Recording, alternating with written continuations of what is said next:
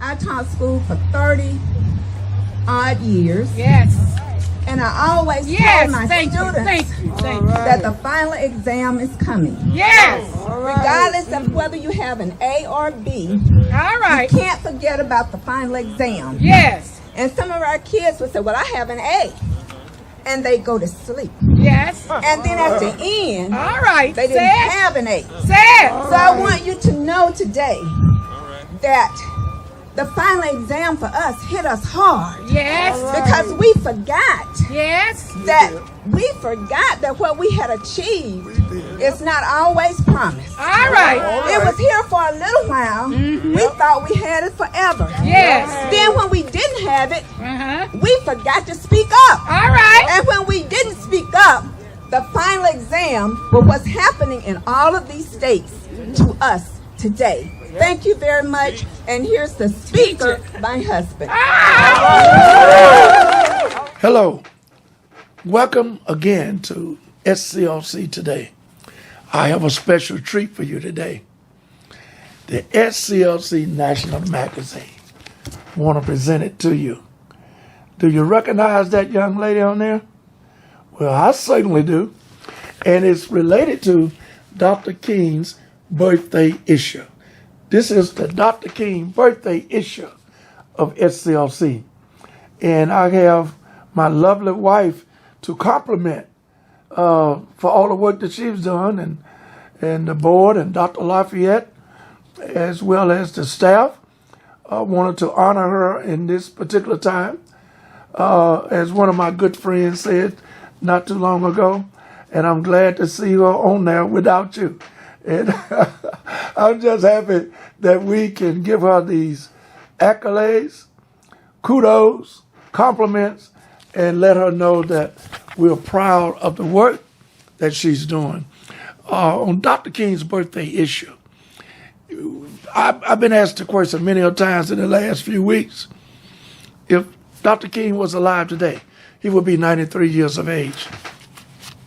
If Dr. King was here, what would he say? Knowing that we have had a black president, we have black elected officials, what would he say that we also have lost the right to vote? The preclearance prospectiveness of the 1965 Voter Rights Act. What would Dr. King say today if he was alive? Well, first thing I would contemplate in saying is that Dr. King would say that he was for the right to vote for all God's children, and particularly for the oppressed. He was killed for two reasons.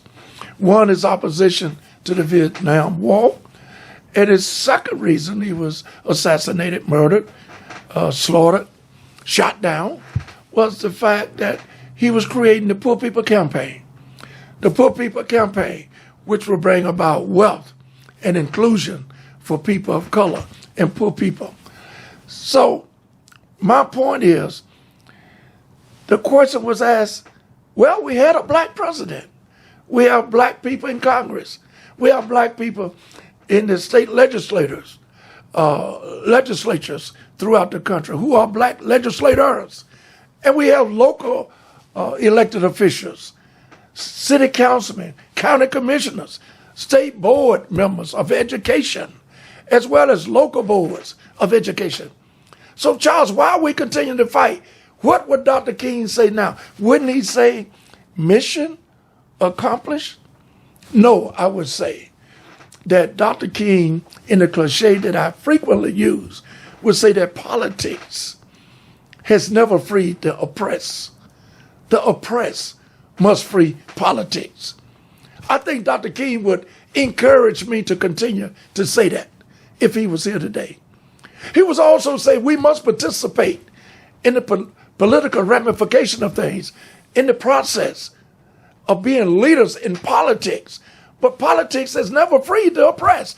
Politicians must do the right thing, but many times they are in a system that is embedded upon them and forced upon them not to take a stand or not to do the right thing or being outnumbered on doing the right thing.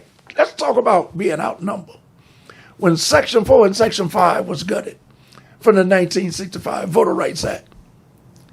That brought about the lack of protection from the federal government. Pre-clearance is the meat. This is the meat of what we all fought for in the 1965 Voter Rights Act. Because the federal government had to pre-clear and make sure it was not any racial or discriminatory practices in certain areas of this country, not just the South. That was the northern cities, western cities, all over this country. But particularly the emphasis was on the South because of Jim Crow. So when I say we, because we did not raise our voices when we knew that the U.S. Supreme Court was going to gut Section 4 and Section 5. And you know why they said it?